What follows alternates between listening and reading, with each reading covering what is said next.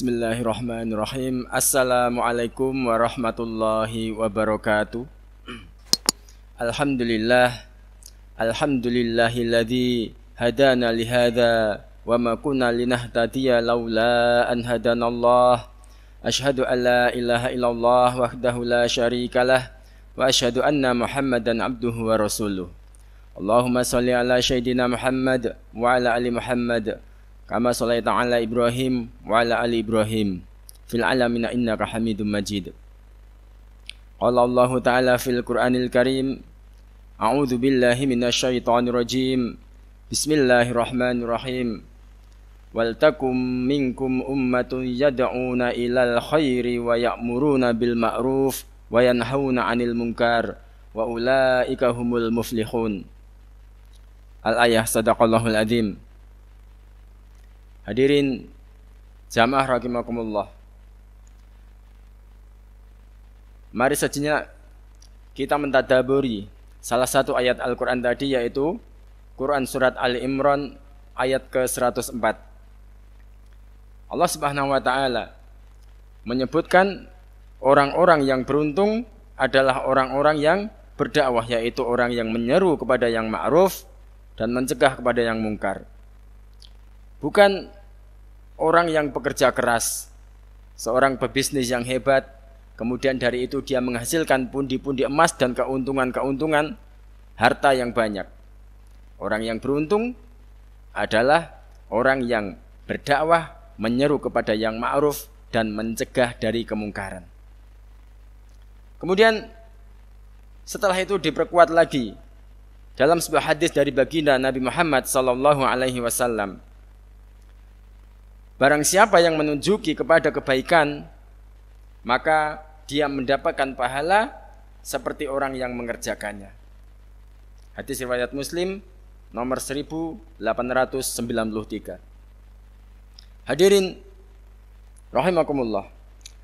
Berdasarkan kedua dalil di atas, dapat kita simpulkan bahwasanya orang yang cerdas tidak akan fokus hanya pada diri sendiri dalam beramal soleh.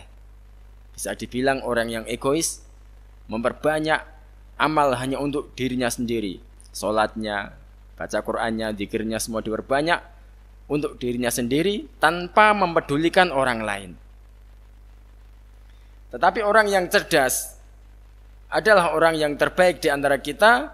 Kuntum khairu ummat ukhrijat linnas ta'muruna bil ma'ruf wa tanhauna 'anil munkar wa tu'minuna billah.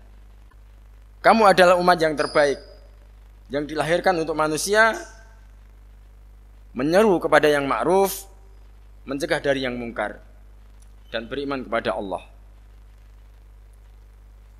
Surat Al-Imran ayat ke-110. Oleh karena itu, pada kesempatan ini kami menyeru pada diri kami sendiri dan juga hadirin sekalian, mari kita untuk berdakwah. Tentunya diawali dengan hal yang paling sederhana, yaitu dakwah untuk keluarga masing-masing, dakwah untuk anak istri kita, kemudian masyarakat tetangga sekitar kita, kemudian yang lebih luas lagi, satu kelurahan kita berdakwah, meningkat lagi satu kecamatan, satu kabupaten, bahkan skala nasional kita berdakwah. Tentunya disesuaikan dengan ilmu dan kapasitas masing-masing. Dan ingat, tidak hanya menyeru, tetapi juga kita harus memberi teladan dan contoh yang baik agar tidak menjadi senjata yang makan tuan. Bila kita hendak mengumpulkan pundi-pundi pahala, dengan kita membuat acara-acara, menggerakkan masyarakat, menggerakkan keluarga untuk taat kepada Allah, maka setiap ketaatan yang mereka lakukan, setiap amal soleh yang mereka lakukan, mereka mendapatkan pahala, dan juga kita juga mendapatkan pahala seperti mereka tanpa mengurangi pahala mereka. Masya Allah, disinilah bentuk dari kemurahan dari Allah Subhanahu wa ta'ala. Betapa Allah maha pemurah, betapa Allah maha kaya. Dengan jalan berdakwah ini, kita akan bisa meraih pundi-pundi pahala sebanyak mungkin. Bahkan tidak cuma di dunia nyata sekarang ini. di era perkembangan zaman kita berdakwah dari masjid ke masjid, musola ke musola, dari kampung ke kampung, itu sudah biasa. Tetapi di zaman yang modern ini, kita bahkan bisa berdakwah di dunia maya lewat media sosial kita. Kita gunakan teknologi yang ada untuk kemajuan agama kita Islam. Hadirin rahimakumullah. Dalam berdakwah bukan hanya sekedar kita berceramah. Orang bisa berdakwah dengan lisannya. Orang juga bisa berdakwah dengan hartanya. Bahkan orang juga bisa berdakwah dengan pangkat dan jabatannya. Dan bahkan orang yang tidak memiliki apa-apa, baik harta maupun jabatan, masih bisa berdakwah dengan tenaganya, dengan waktunya. Itulah kenapa jalan dakwah ini begitu luas, begitu panjang. Bisa semua orang dari kalangan apapun, kita memiliki kewajiban untuk berdakwah, yaitu menggerakkan keluarga kita, masyarakat sekitar kita untuk sama-sama taat beribadah kepada Allah Subhanahu wa taala. Dengan tujuan yang utama dari dakwah adalah membuat orang yang jauh menjadi dekat. Membuat orang yang malas menjadi rajin, menjadi semangat. Kemudian menjadikan orang yang melenceng kembali lurus. Kemudian kita bisa menjadikan orang yang lemah bisa menjadi lebih kuat. Dan yang paling utama adalah orang yang membenci agama Islam menjadi cinta kepada agama kita Islam.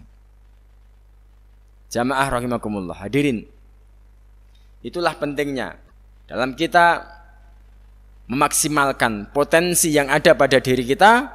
Kita gunakan sekuat tenaga untuk berjuang di jalan Allah, yaitu berdakwah, mengajak semua orang untuk taat kepada Allah Subhanahu wa taala.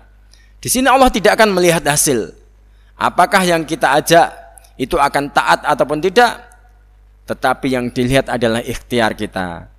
Kemudian kita sama-sama berdoa kepada Allah Subhanahu wa taala. Dengan ikhtiar yang kita lakukan, kita mengharap pahala dan ridha dari Allah Subhanahu wa taala, sehingga itu akan menjadi satu bekal yang sangat luar biasa, bekal untuk kehidupan kita di akhirat nanti, agar menjadi orang yang beruntung selama-lamanya. Bukan hanya di kehidupan dunia, tapi di kehidupan akhirat adalah kunci, adalah tujuan utama kita meraih kebahagiaan yang hakiki, yaitu surga yang kebahagiaannya kekal abadi tanpa akan ada akhirnya. Demikian, semoga yang sedikit ini bisa menjadi pemicu semangat kita untuk lebih taat kepada Allah, lebih kuat kita dalam berdakwah. Amin Allahumma amin. Billahi taufiq wal hidayah. Assalamualaikum warahmatullahi wabarakatuh.